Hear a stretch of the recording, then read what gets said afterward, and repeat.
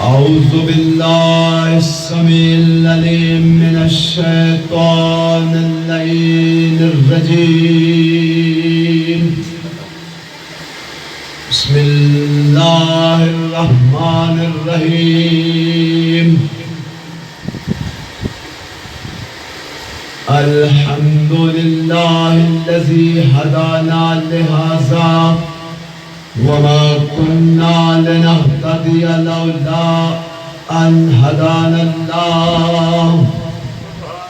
لقد جاءت رسل ربنا بالحق والصلاة والسلام والتحية والإكرام على سيد أسلم ما في الوجود، سر الله في كل موجود، نقطة دائرة الوجود، صاحب اللواء الحمد والمقام المحمود، سيدنا ومولانا ومولى الثقلين جد الحسن والحسين أبي القاسم محمد.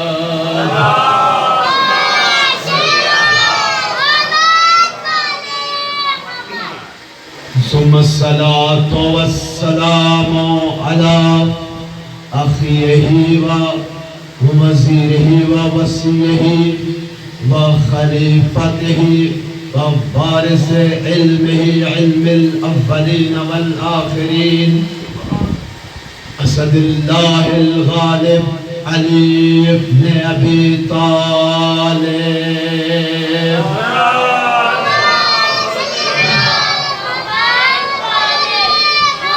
ثم الصلاة والسلام على آله الطيبين الطاهرين المعصومين المظلومين الذين أذهب الله عنهم الرجس وطهرهم تطهيرا.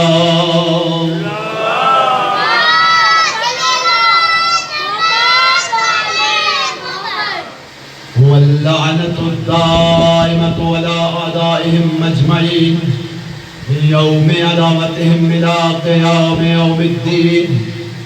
أما بعد فقد قال الله تبارك وتعالى في محكم كتابه المجيد وقوله الحق.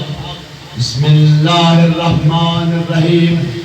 وما أرسلنا من قبلك إلا رجالا نوحي إليهم فاسألوا أهل الذكر إن كنتم لا تعلمون. صلوات محمد.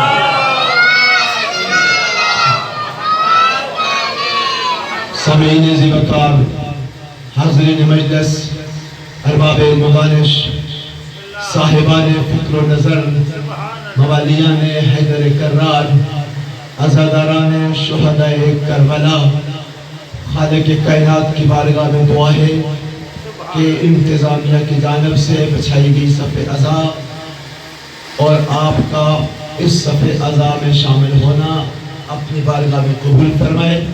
پڑھنے والوں کا پڑھنا اور بارگاہ حسینی بنام حسین ابن علی پہ خرچ کرنے والوں کے اخراجات کو اپنی بارگاہ میں قبول فرمائے.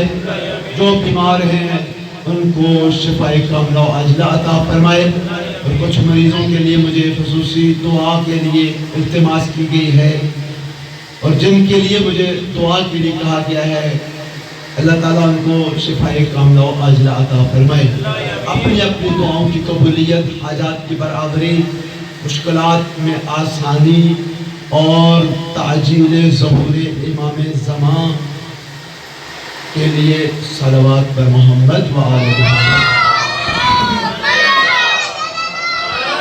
عزیزان گرامی قادر، ہماری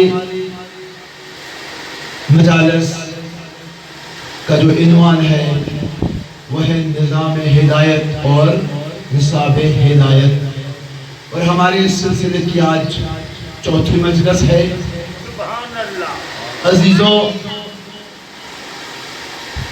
اللہ تبارک و تعالی نے انسان کو اس دنیا میں بھیجا بھیج کر لاوارث نہیں چھوڑا، سبحان اللہ، بغیر رابطے کے نہیں چھوڑا، بلکہ اپنے اور بندوں کے درمیان ایک وسیلہ بنایا، سبحان اللہ، سبحان اور وسیلہ بنا کے صاحبان ایمان کے لیے حکم جاری کر دیا کہ یا ایھا الذین آمنوا اتقوا اللہ وابتغوا الیہ الوسیلہ، اے صاحبان ایمان اللہ سے ڈرو۔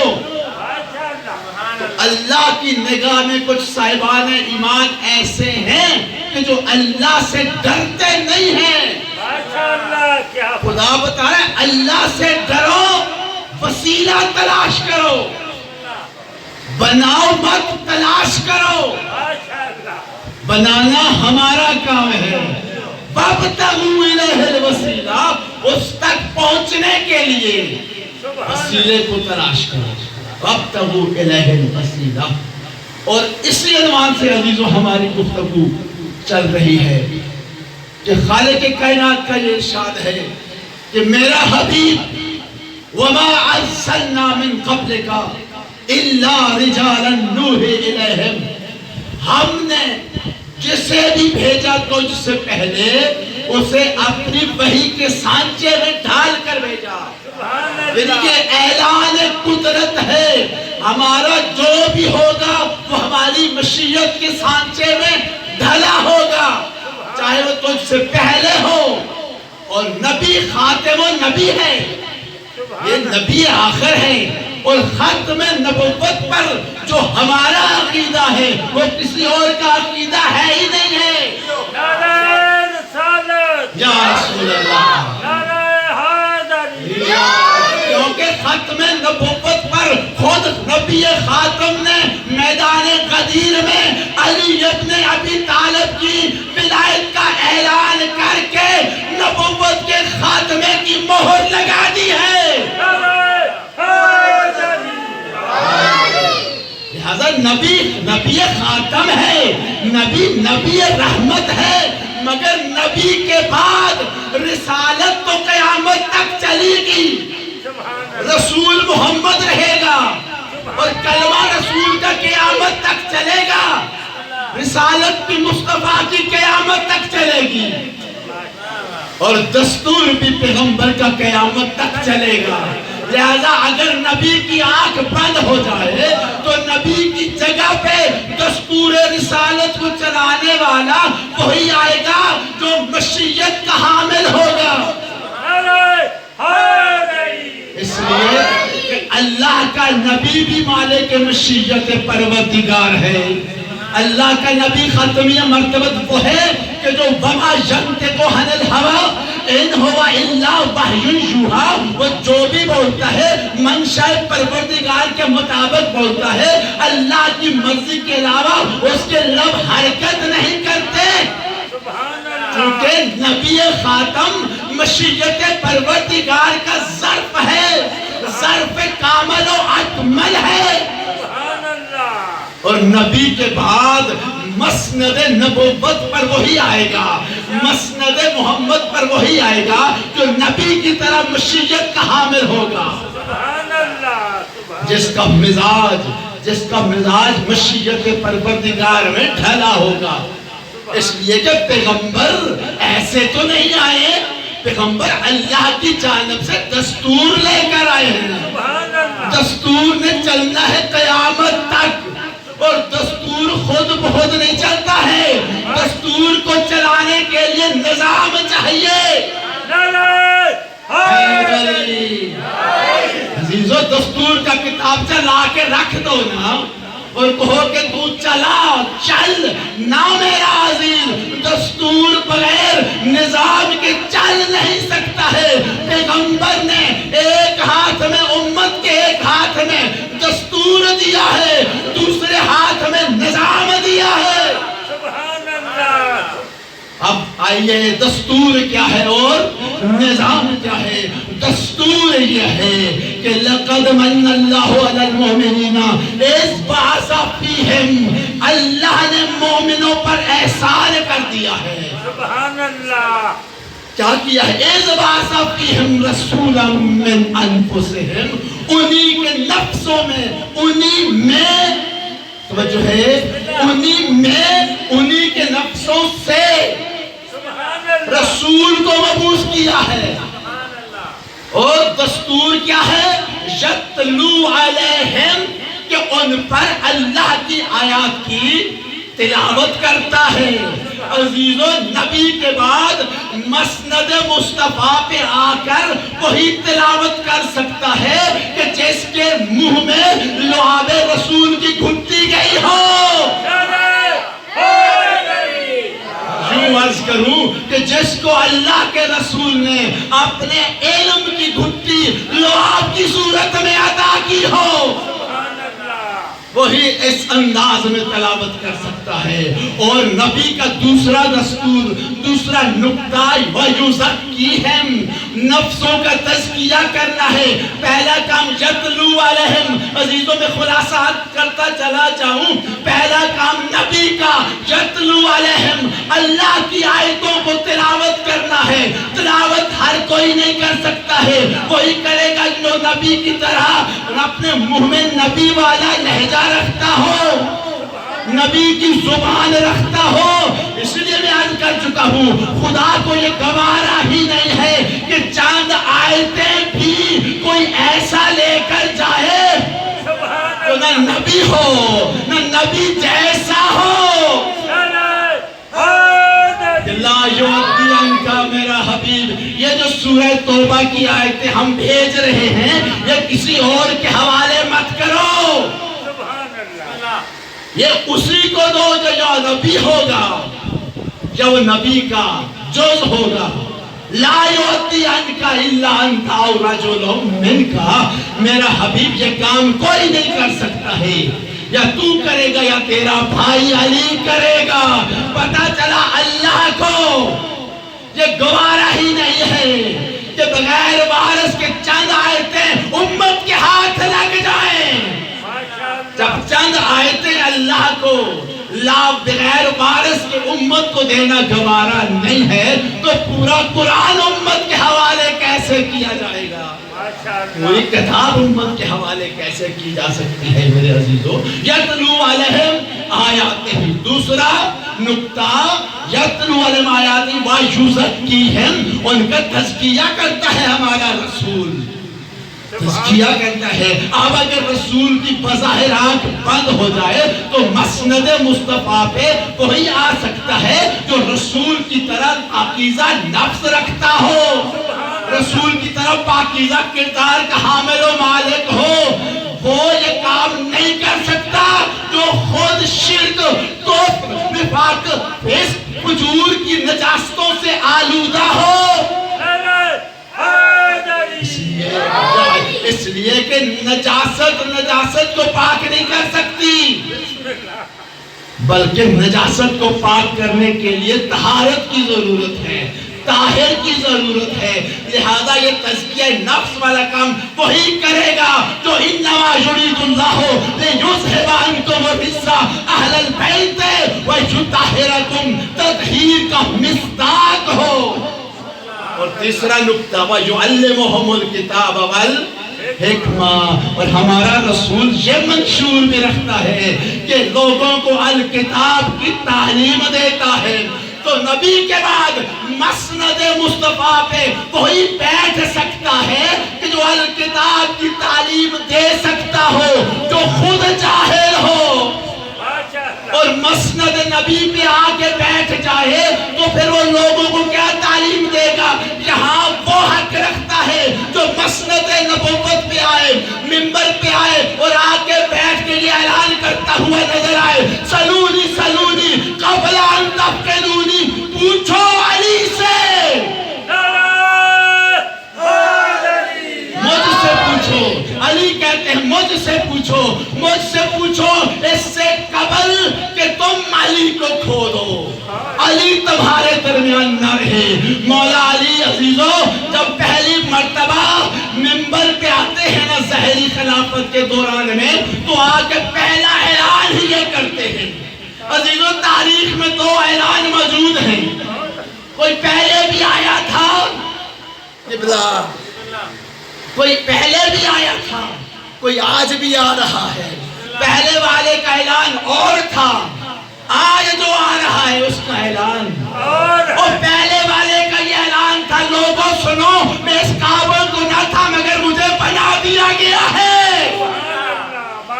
میں اس قابل تو نہ تھا مگر تم نے مجھے بنا دیا ہے۔ لہذا آپ یاد رکھنا، اگر میں سیدھا چلتا رہا تو میری اطاعت کرنا، اگر میں بھٹک گیا تو مجھے سیدھا کرنا۔ ایک اعلان یہ ہے اور دوسرا اعلان یہ ہے، سلونی سلونی قبل ان تفقدونی، مجھ سے سوال کرو، مجھ سے سوال کرو اس سے قبل کہ تم مجھے کھودو۔ کیوں؟ اس لیے کہ یہ ہادہ صفت العلم، یہ علی کا سینہ علم کا خزینہ ہے۔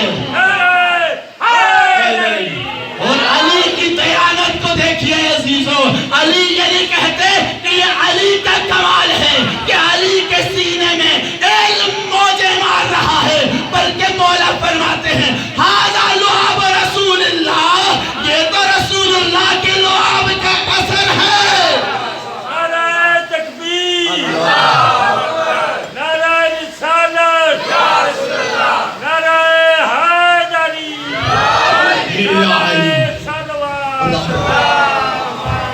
عزیزو یعلمہم الکتاب والحکمہ، وہ الکتاب اور الحکمت کی تعلیم کا کام کرتا ہے، تعلیم دیتا ہے۔ کتاب کی تعلیم وہی دے سکتا ہے وہ خود عالم کتاب ہو۔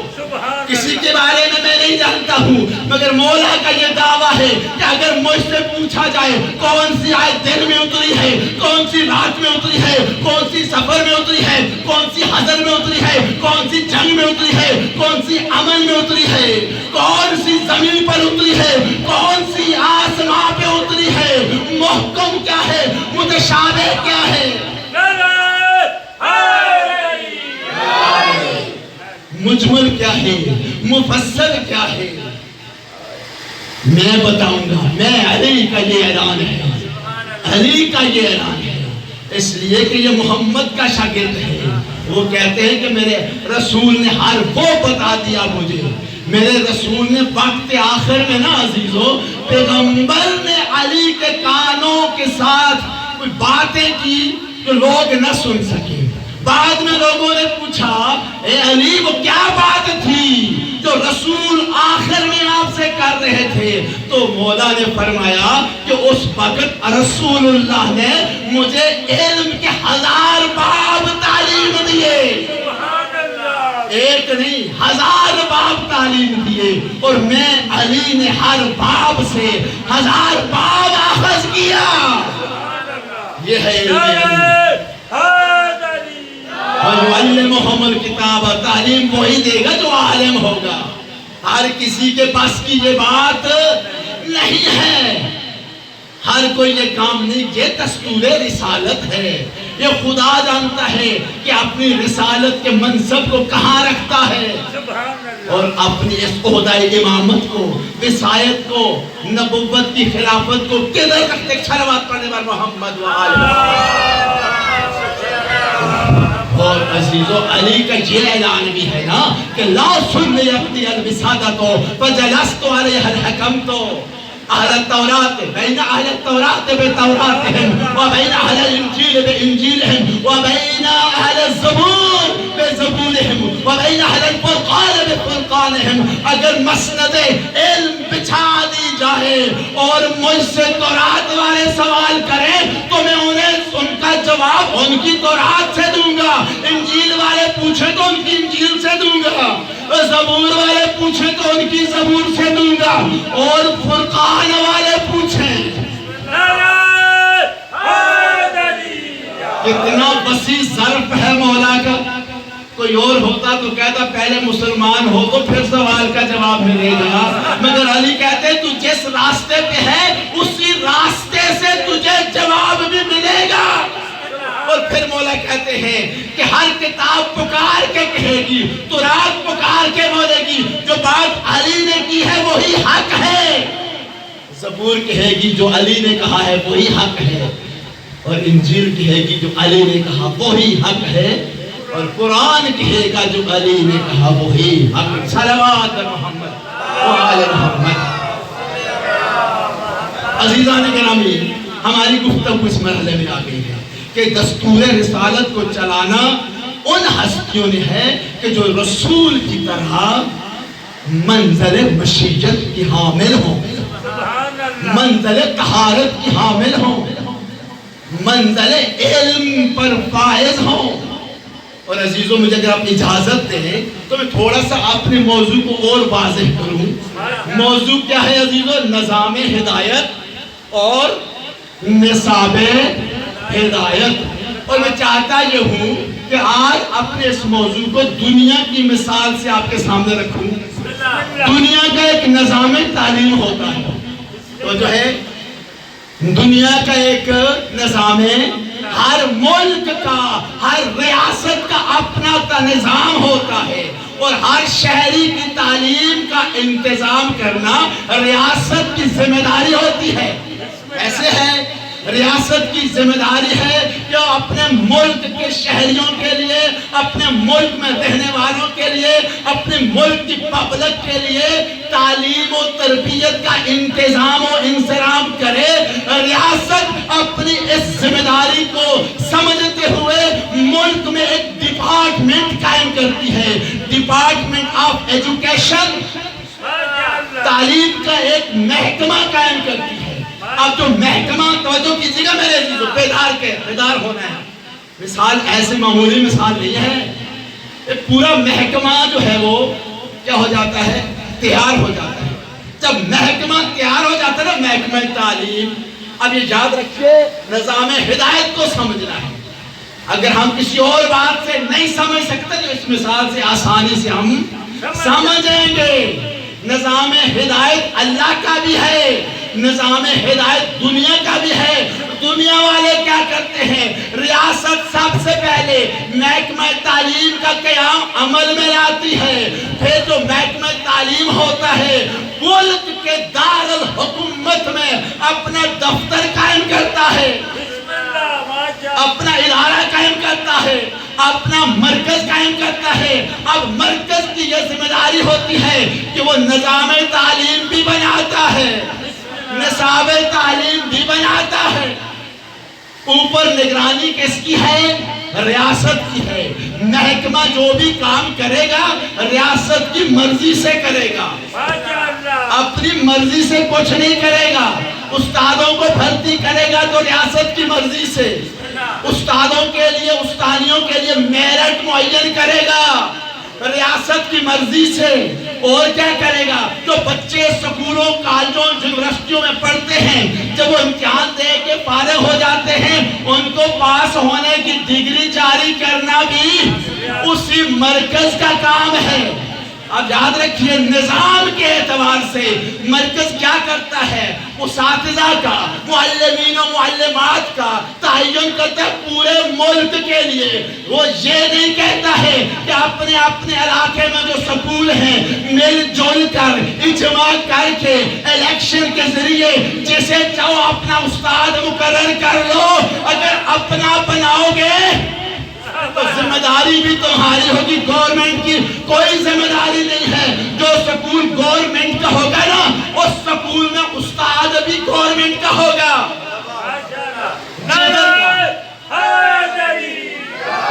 اس لیے کہ جدھر کا ادارہ ہے ادھر کا ہی نظام چلے گا، اور نصاب بھی ادھر کا چلے گا۔ آپ ایک منٹ، ایک دن کے لیے بھی اپنی مرضی کا استاد کلاس روم میں لے جا کر نہیں بٹھا سکتے جب تک ریاست کی منظوری نہ ہو جائے، کیونکہ سکول ریاست کا ہے، اور نصاب بھی آپ کا نہیں چلے گا، ادھر سے آئے گا، اور رزلٹ بھی پاس وہاں سے ہوگا۔ HEC higher educational commission degree جاری کرے گا، چاہے میں کتنا ہی بڑا پڑھا لکھا ہو جاؤں، کتنی ہی کتابیں پڑھ لوں، کتنا بڑا اسکالر بن جاؤں، جب تک HEC میرے لیے ڈگری جاری نہیں کرے گی اس وقت تک دنیا کا کوئی انسان مجھے پڑھا لکھا نہیں کہہ سکتا۔ پڑھائی تو میں نے حاصل کر لی مگر ڈگری کی بیس پہ مجھے عالم ہونے کی اتھارٹی ملے گی. عزیزو یہی کام خدا نے بھی کیا ہے. اللہ جو کام دنیا کرتی ہے جو کام دنیا کرتی ہے اللہ یہ کام پہلے کر چکا ہے.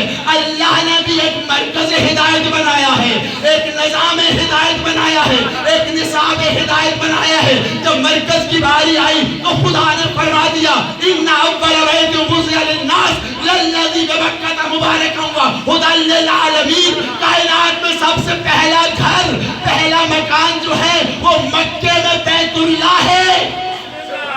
وہ عالمین کے لیے ہدایت کا مرکز ہے. یہ ہے مرکز ہدایت اللہ کا. اور نظام کی باری آئی تو خدا نے فرما دیا ان اللہ اصطفى آدم ونوحا وآل ابراہیم وآل عمران علی العالمین. سبحان اللہ. نعرہ تکبیر, اللہ اکبر, نعرہ رسالت, یا رسول اللہ, نعرہ حیدری, نعرہ صلوات. خدا یہ بتا رہا ہے کہ مرکز بھی ہمارا اپنا ہوگا, نظام بھی ہمارا اپنا ہوگا. اور نصاب نزل اللہ علیہ الکتاب, ہم نے میرا حبیب ہم نے تجھ پر کتاب نازل کی بالحق, حق کے ساتھ. مصدقا لما بین یدیہ ہے جو ان کی تصدیق کرتی ہے جو پہلے تمہارے درمیان موجود ہے, چاہے وہ تورات ہے, وہ انجیل ہے, وہ انزل الفرقان. یہ اللہ کا نصاب ہدایت ہے. اب اگر اجازت ہو تھوڑی تھوڑی وضاحت کروں. مرکز کیا ہے بتاؤ؟ مرکز کعبہ ہے, مرکز بیت اللہ ہے. اللہ نے اپنی ہدایت کا مرکز بیت اللہ کو بنایا. اب نظام ہدایت بھی اسی مرکز سے جاری ہوگا, نصاب ہدایت بھی اسی مرکز سے جاری ہوگا. تو اس لیے پیغمبر نے یہ فرما دیا یا علی انت بمنزلۃ الکعبہ, اے علی تو کعبے کی طرح ہے. لوگوں میں تیری منزلت ایسے ہی ہے جیسے کائنات میں کعبے کی منزلت ہے. پیغمبر نے فرمایا کہ کعبے کے پاس لوگ آتے ہیں, کعبہ لوگوں کے پاس ہدایت دینے کے لیے نہیں جاتا. اے علی تیرے پاس کوئی آئے تو اس کو ہدایت کر دینا, اگر کوئی نہ آئے تو تجھے پیچھے جانے کی ضرورت. اس لیے کہ علی بمنزلہ کعبہ ہے, علی کعبے کی طرح ہے. جو ہدایت چاہتا ہے تو اس کو علی کے در پہ جانا پڑے گا. علی کسی کے پاس جا کے ہدایت نہیں دے گا. صلوات پڑھنے والا محمد والا. یہ ہے عزیزوں, یہ ہے نظام ہدایت.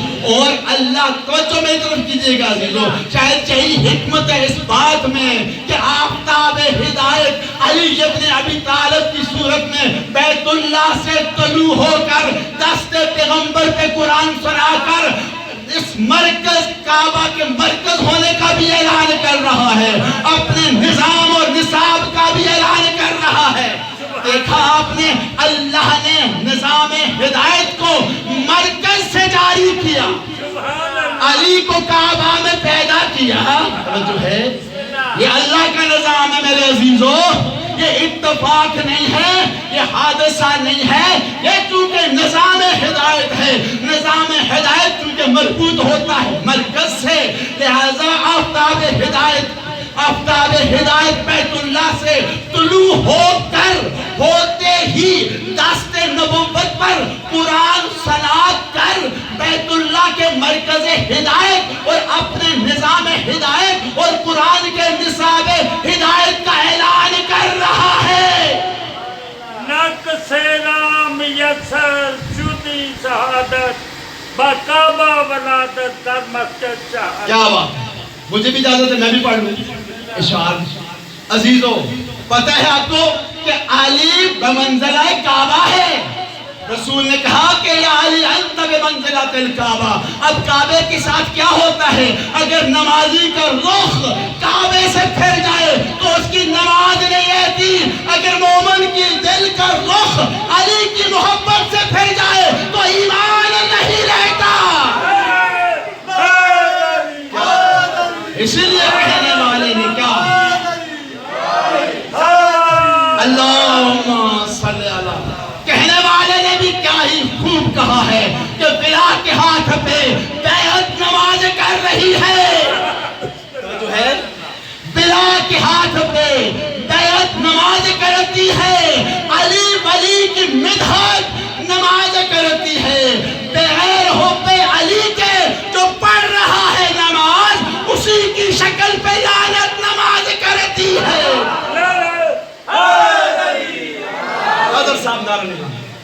اب لادن آدر صاحب صلوات پڑھ برو محمد آدر صاحب ساڑھے بارے بھی کوئی نعرے لاش ہونا کی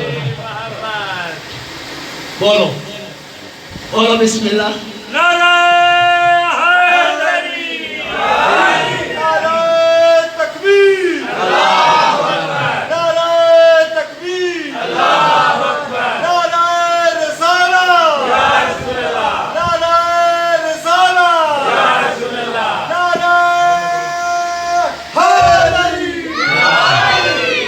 اور مرکز ایک اور کام بھی کرتا ہے عزیزوں کامیابی کی ڈگری جاری کرتا ہے اور کعبے کے مرکز کا والی علی ہے کعبے کے مرکز کا متولی علی ہے یہی وجہ ہے کہ قرآن میں جب آواز آئی کہ جب دنیا والے اپنے اعمال اٹھائے ہوئے اپنی نمازیں اٹھائے ہوئے اپنا کریکٹر اٹھائے ہوئے اپنی حج اور نمازیں اٹھائے ہوئے خوشی خوشی جنت کی طرف جا رہے ہوں گے راستے میں پل صراط آئے گا قرآن کی آواز آئے گی وَاقِفُوهُمْ إِنَّهُمْ مَسْئُولُونَ ابھی روکو ان کو ابھی روکو ان کو ابھی روکو ان سے ابھی سوال ہونا ہے اس لیے کہ جب انسان کے پاس ڈگری نہ ہونا اس کی پڑھائی کسی کاری کی نہیں ہوتی کسی دفتر میں نوکری نہیں مل سکتی کوئی بندہ اپنے علم پہ مان کرتا ہوا کسی دفتر میں خالی منہ اٹھا کے نہ چلا جائے آگے سے جوتے ہی پڑیں گے اسی لیے دنیا والے اپنے عمل کے بھروسے میں جنت کی طرف نہ چل پڑے راستے میں چیک پوسٹ ہے اس چیک پوسٹ پہ ڈگری چیک ہوگی اور رسول سے پوچھا یا رسول اللہ یہ کس کے بارے میں سوال ہوگا تو جواب دیا ان ولایت علی ابن ابی طالب علی ابن یہ آخری مرحلے میں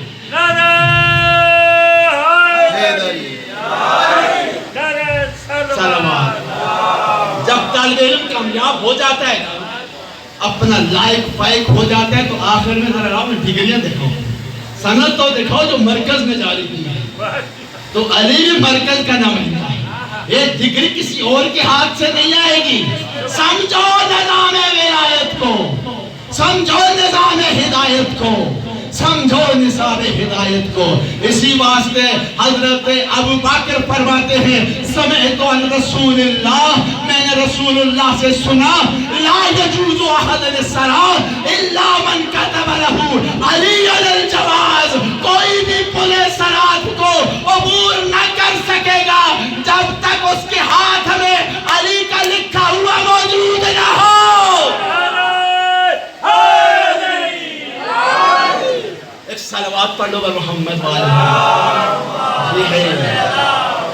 یہ ہے میرے عزیزوں نظام ہدایت یہ ہے نصاب ہدایت اگر آیتوں سے سمجھ نہیں آتا تو اس مثال سے ایسا سمجھ آئے گا یاد رکھیے گا میرے عزیزوں اور یہ نظام کرتا کیا ہے یہ نظام ہدایت دیتا ہے یہ ہدایت کا نظام ہے یہ الہی ہدایت کا نظام ہے مجھ سے پہلے بھی قبلہ نے کعبے کی بات کی ہے نا کہ کعبہ مرکز ہدایت ہے اور کعبے کا وارث زمانے کا امام ہے اور 8 ذی الحج کو کعبے کا وارث اپنا احرام توڑ کے جا رہا ہے اپنا احرام توڑ کے جا رہا ہے اور اپنے ارادے کو عمرہ میں تبدیل کر کے جا رہا ہے عزیزو حق تو یہ بنتا ہے کہ جدھر کعبے کا وارث جا رہا ہے ادھر کعبے والوں کو پیچھے پیچھے جانا چاہیے مگر عجیب معاملہ ہے عزیزو اب کچھ لوگ ایسے تھے بھیجے گئے تھے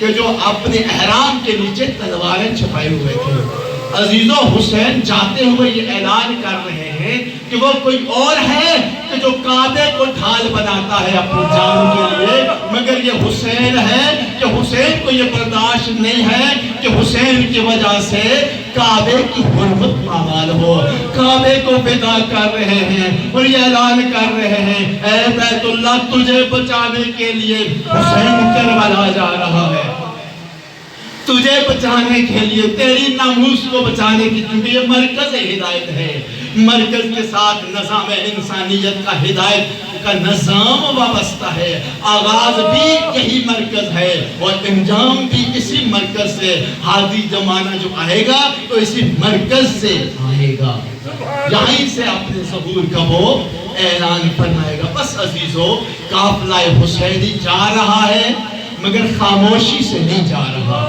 سب کو بتا کر جا رہا ہے، اور بتا کر جانے کا مقصد یہ ہے کہ حسین جانتے ہیں کہ میرے نانا نے اپنی امت سے وعدہ لیا ہوا ہے کہ جس وقت اپنے حسین کا تعارف کروا رہے تھے نا تو فرما رہے تھے لوگوں سنو اور دیکھو یہ میرا حسین ہے، ھذا الحسین فارقو ہو، یہ حسین ہے، اس کو پہچان لو، اس کو پہچان لو، یہ کون ہے؟ یہ حسین ہے، اور اگر وقت آ جائے نا تو منصور ہو، اس کی مدد بھی کرنا۔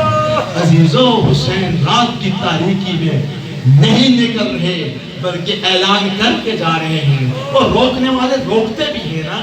تو عزیزو، جب امام حسین علیہ السلام نے اپنا مشن بتایا کہ انی ما خرجتو، میں اس لیے نہیں نکل رہا ہوں کہ میں بغاوت کروں، میں حکومت اور سلطنت کے لیے نہیں نکل رہا ہوں، بلکہ انما خرجتو لطلب الاصلاح فی امت جدی رسول اللہ، میں اپنی امت کے، نانا کی امت کی اصلاح کے لیے نکل رہا ہوں۔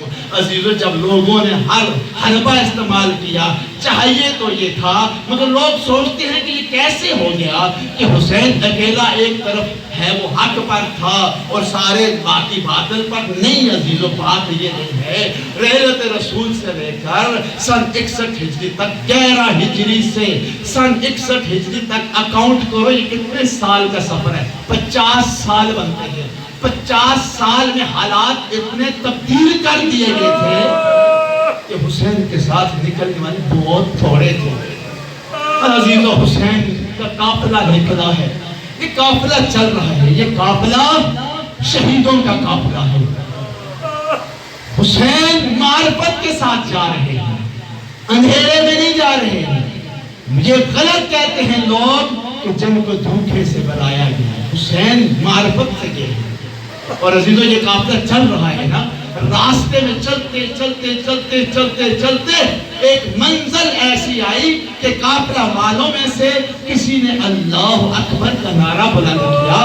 جب سوال کیا کہ اب تکبیر بلند کرنے کا کیا مقصد ہے تو کہا کہ آگے ہمیں کوئی باغ نظر آ رہا ہے، ہمیں کھجوروں کے درخت نظر آ رہے ہیں، لگتا ہے کہ کوئی آبادی قریب آ گئی ہے۔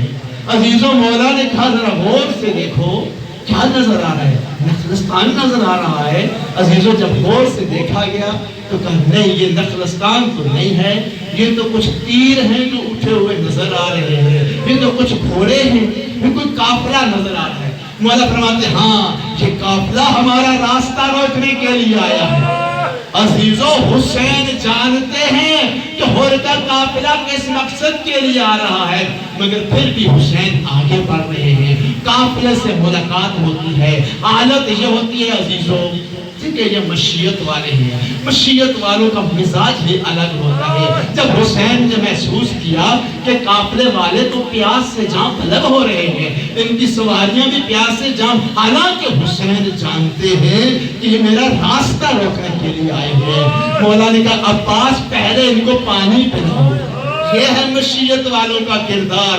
اگر ان کی جگہ پہ کوئی طبیعت والا ہوتا تو وہ کہتا کہ ان کو مرنے دو، کم سے کم ہمارا راستہ تو نہیں بند ہوگا، مگر یہ مشیت والے تھے عزیزو، انہوں نے ایک ایک سوار کو پانی پلایا، سواریوں کو پانی پلایا، حتیٰ کہ سب کو جب سیراب کر دیا نا تو اس کے بعد حسین نے فرمایا کہ اے ہر، ابھی وقت نماز آ چکا ہے، تم بھی جاؤ نماز پڑھو، ہم بھی نماز پڑھتے ہیں۔ یہیں سے عزیزو پھر میں انقلاب آنا شروع ہو گیا، پھر کہتا ہے مولا ہم آپ کے ساتھ نماز پڑھیں۔